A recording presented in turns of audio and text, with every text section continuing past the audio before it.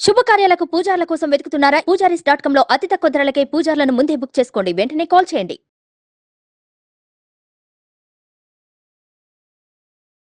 Hi, welcome to our channel. ఈరోజు మనతో పాటు ఉన్నారు జ్యోతిష వాస్తు పండితులు, జ్యోతిష వాస్తు శిక్షణ నిపుణులు, మహాగౌరి ఉపాసకులు శ్రీ దింటకుర్తి మురళీకృష్ణ గారు. నమస్కారం గురువు గారు. నమస్తే. హరి ఓం శివం. డిసెంబర్ 23 ముక్కోటి ఏకాదశి లేదా వైకుంఠ ఏకాదశి, ఈ రెండు ఒకటేనా సార్? అసలు రెండు ఒకటేనా? ఒకటే.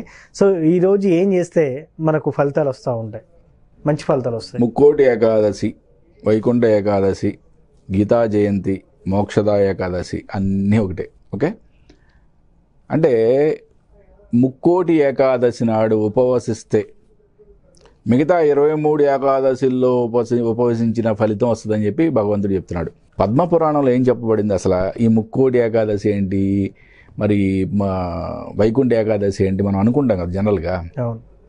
పద్మపురాణంలో చెప్పబడింది అంటే వైకుంఠ ద్వారం ఈ రోజు నాడు తెరవబడుతుందని చెప్పి. అంటే మనం మరి ప్రతి టెంపుల్కి వెళ్తాము, విష్ణాలయాల్లో ఏ టెంపుల్కి వెళ్ళినా కూడా ఈనాడు 23వ తారీఖు నాడు ఉత్తర ద్వారం నుంచి మనం గుడిలో ప్రవేశించి స్వామివారి దర్శనం చేసుకుంటాం. మనం ఏ ఫీలింగ్లో వెళ్తాం అంటే ఉత్తర ద్వారం నుంచి వెళ్తున్నాం అంటే వైకుంఠంలోకి వెళ్తున్నట్టుగా మనం ఫీల్ అయ్యి వెళ్తాం కదా. ఎగ్జాక్ట్లీ అనమాట. ఎవరైతే ఈ ముక్కోటి ఏకాదశి నాడు, వైకుంఠ ఏకాదశి నాడు ఉత్తర ద్వారం గుండా స్వామివారి యొక్క దర్శనం చేసుకుంటారో అది వాళ్ళకి మరణానంతరం వైకుంఠ ప్రాప్తి కలుగుతుందని చెప్పి చెప్తారన్నమాట. ఇది చాలా ప్రాముఖ్యంగా అంటే మనకి తమిళనాడులో శ్రీరంగంలో, నెక్స్ట్ మనకు ఆంధ్రప్రదేశ్లో తిరుమలలో చాలా అద్భుతంగా అంటే చాలా కోలాహలంగా ఎంతో ప్రాముఖ్యంగా ఈ ముక్కోటి ఏకాదశి అనేది జరుపుకుంటారు. ఈ ముక్కోటి ఏకాదశి నాడు మరి మనం ఏం చేస్తే మంచిది? చాలా ఇంపార్టెంట్గా ఉపవసించటం. ఉపవాసం అంటే ఏంటి? మన జనరల్గా ఆలోచిస్తే ఫాస్టింగ్ అంటాం. ఉపవసించటం, ఉపవస అంటే భగవంతునికి దగ్గరగా జీవించటం. ఓకే, ఫాస్టింగ్ ఉండటం ఒక ఎత్తు అయితే, రెండవది భగవంతునికి దగ్గరగా అంటే భగవంతునితో అంటే ఆయన నామస్మరణతోనే ఆ రోజంతా గడపటం. మరి ఆ రోజే ఫాస్టింగ్ ఎందుకు చేయమని చెప్పి ఏకాదశిని ఆడే ఎందుకు ప్రాముఖ్యంగా చెప్పారు? ఇక్కడ సైంటిఫిక్గా ఎవరైనా ఆలోచించారా? చాలా తక్కువ మంది ఆలోచిస్తారు. సైంటిఫికల్లీ ప్రూవెన్ మనకి అంటే శరీరం మీద ఈ భౌతికమైన పీడనము చాలా తక్కువగా ఉంటుంది.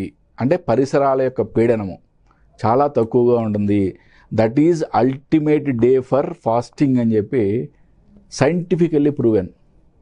అంటే ఎంత అద్భుతమైన శాస్త్రం అంటే ఏ జ్ఞానము లేనప్పుడు మా మహానుభావులు మనకి సింపుల్గా చెప్పేసరికి ఏకాదశి నాడు ఉపవసించు అని చెప్పి. మరి ఈరోజు ఏం చేస్తే బాగుంటుంది అంటే దశమి రోజు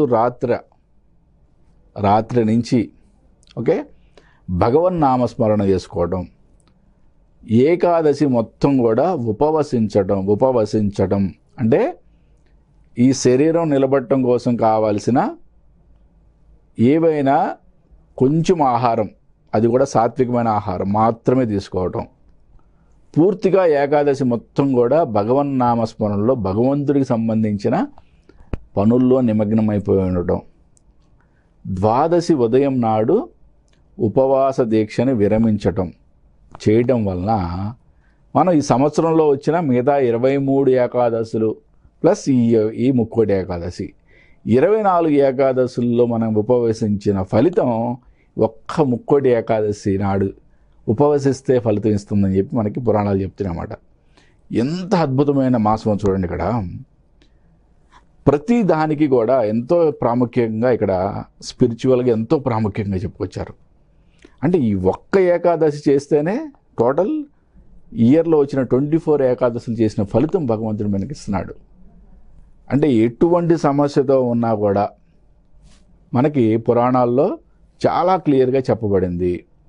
సంకష్టహర చతుర్థి వ్రతం కానీ ఒక సంవత్సరం పాటు ఏకాదశి వ్రతం కానీ 16 సోమవారాలు కానీ ఇట్లా మంచి వ్రతాలు చాలా అద్భుతమైన పరిహారాలుగా చెప్పబడినాయి. అంటే జాతకంలో ఎటువంటి దరిద్రమైన దోషాలున్నా ఓకే, నేను దరిద్రం అనే పదం వాడకూడదు, బట్ కొంతమంది ఏంటంటే విపరీతంగా ఫీల్ అయిపోతూ ఉంటారు, నా జాతకం ఇంత దరిద్రంగా ఉందా అని అనుకుంటూ ఉంటారు. అస్సలు ఎవరి జాతకము దరిద్రం అనుకోవద్దు. ఒకటి, ఓకే, మన ప్రారంధ కర్మల వల్ల మనకి ఇటువంటి లైఫ్ వచ్చింది. బట్ ఎప్పుడైతే మన జాతకం ఇది అని తెలుసుకున్నామో దాన్ని మార్చుకునే శక్తి మనకే ఉంది. ఓకే, అది గ్రహించట్లా.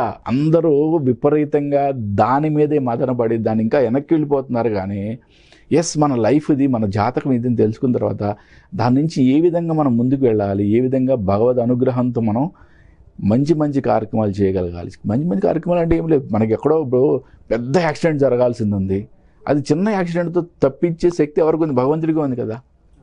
ఎప్పుడైతే మన జాతకాన్ని మనం తెలుసుకున్నామో మనం ఆ విధంగా ఉపాసన చేస్తే ఎంత అద్భుతమైన ఫలితాలు ఉంటాయి. ఇంతకీ ఏకాదశి రోజు ఈ ఉపవాస నియమాలు ఎలా పాటించాలి, పూజ ఎలా చేయాలి, ఆ రోజే సాయంత్రం ఉపవాసం విడవాలా, ఆ మరుసటి రోజు విడవాలంటారు? లేదు, ఆ రోజు విడవడానికి లేదు నాన్న. ఏకాదశి వ్రతం అంటేనే పూర్తిగా కటిక ఉపవాసం. అంటే దశమి రాత్రి నుంచి, అంటే దశమి రోజు రాత్రి కొద్దిగా సాత్విక ఆహారం తీసుకొని అక్కడి నుంచి స్టార్ట్ చేయాలన్నమాట.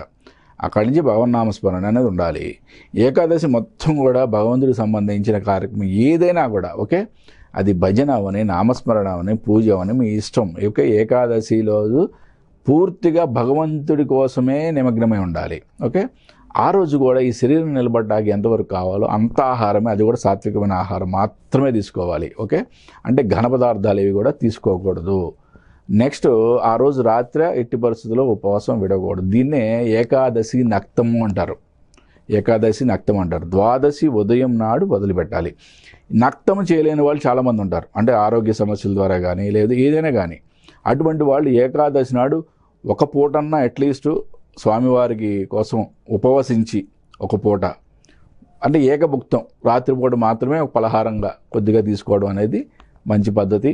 అంటే ఈ నక్తం చేయలేని వాళ్ళు, ఎవరైతే నక్తం చేయగలుగుతారో, నక్తం చేయలేని వాళ్ళు దశమి రాత్రి నుంచి ద్వాదశి ఉదయం వరకు చేయడం అనేది చాలా అద్భుతమైన ప్రమాణంగా చెప్పొచ్చు. ఇది సైంటిఫిక్గా కూడా మన ఆరోగ్యానికి సూపర్.